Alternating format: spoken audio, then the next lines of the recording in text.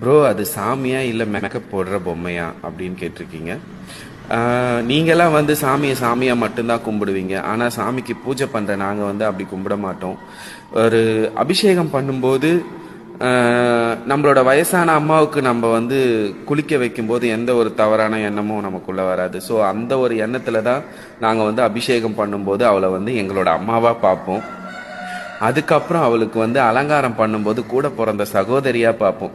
நம்மளோட தங்கச்சி இருந்தா அவளுக்கு என்னென்னலாம் வாங்கி கொடுத்து என்னென்னலாம் போட்டு அழகு பார்த்துருப்போம், கம்பல், செயின், வளையல் அந்த மாதிரி போட்டு அழகு பார்ப்போம் இல்லையா, அந்த மாதிரி அவளை வந்து அலங்காரம் பண்ணும்போது ஒரு சகோதரியா நினைச்சு நாங்கள் அலங்காரம் பண்ணுவோம். அவளுக்கு உபசரிக்கும் போது, அதாவது நெய்வேத்தியம் வைக்கும்போது ஒரு குழந்தையா நினைச்சு நாங்கள் அவளுக்கு வந்து சாப்பாடு வைப்போம்.